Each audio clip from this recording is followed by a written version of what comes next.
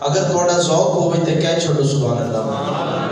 اللہ نے ارشاد فرمایا کل، علماء دیوبند نے ان کا ترجمہ کہتا ہے کہ بتا دیں، کہہ دیجئے، لیکن اعلیٰ حضرت الشیخ امام احمد رضا خان فاضل بریلوی رحمت اللہ علیہ جبہ ادب پہن کے ترجمہ کرتے ہیں یا فرماتے ہیں کہ کل کا معنی ہے فرما دیجئے۔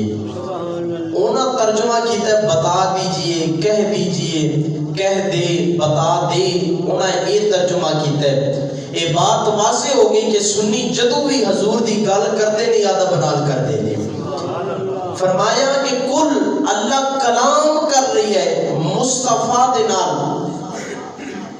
ہن یہ بات اس جگہ تے سمجھ آ رہی ہے کہ جن تے اللہ جن دے نال کلام فرمائے انہوں نبی کہتے ہیں، جن دے نال اللہ کلام نہ کرے انہوں امتی کہتے ہیں۔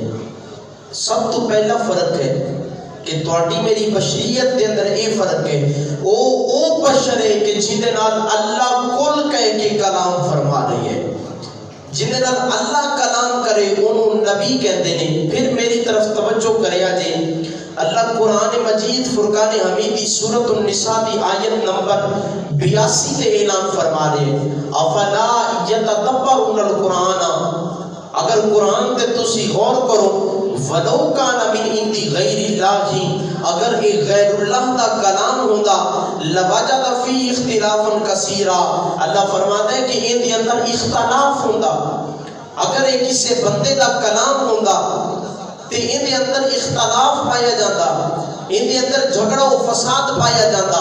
مولا پھر ایک ہی نہ کلام ہے، 56 نمبر سورۃ الواقعہ ہے آیت نمبر 80 کے اللہ اعلان فرماتا ہے تنزیل من رب العالمین، یہ بندیاں دا کلام نہیں، یہ تو رب دا کلام ہے، یہ بندیاں دا کلام نہیں، یہ رب دا کلام ہے۔ مولا کلام محتاج زبان ہوندا ہے۔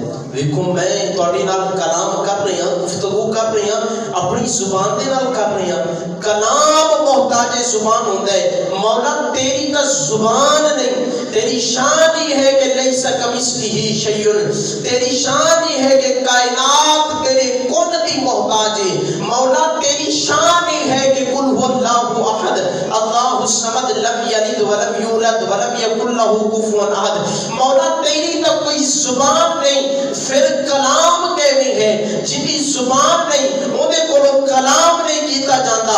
اللہ واضح کرنا چاہتا ہے 53 نمبر سورت دی آیت نمبر 4-5 سورۃ النجم تے اللہ فرماتے ہیں وَمَا يَنْطِقُ عَنِ الْهَوَىٰ إِنْ هُوَ إِلَّا وَحْيٌ يُوحَىٰ، اور رب جدوں بھی بولدا ہے محمد دی زبان وچ بولدا ہے، اللہ جدوں بھی بولے محمد دی زبان وچ بولے، ورنہ کلام زبان دی محتاج نہیں۔